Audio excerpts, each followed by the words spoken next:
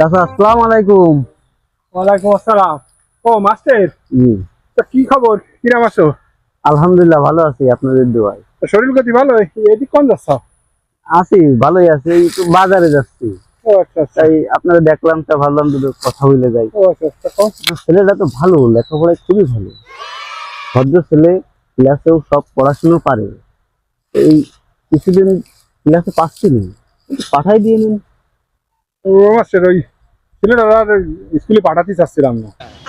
ওই আমরা দুই বাপ বেটাই ওই মাঠে জোন খাটে খালি ওই দুই মুঠো ডাল ভাত হলে আমাদের হয়ে যায়, তো ওই জন্য ওরা আর স্কুলে পাঠাতে চাচ্ছি না। আহা চাচা, আপনারা আছেন, আপনাদের চিন্তা ভাবনা নিয়ে, ছেলের ভবিষ্যৎ নিয়ে তো কিছু ভাবতে হবে। তো সে তো ভাবতে হবে। ছেলে পড়াশোনায় ভালো, সব দিক দিয়ে ভালো, সে উচ্চ শিক্ষায় শিক্ষিত হবে, চাকরি বাকরি করবে, বাড়ি গাড়ির মালিক হবে।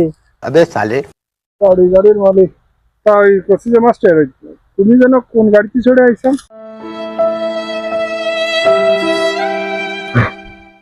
হ্যাঁ না, কেউ মাস্টারকে ইজ্জত দেয় না, মান সম্মান বলে আর কিছু নেই মাস্টারকে।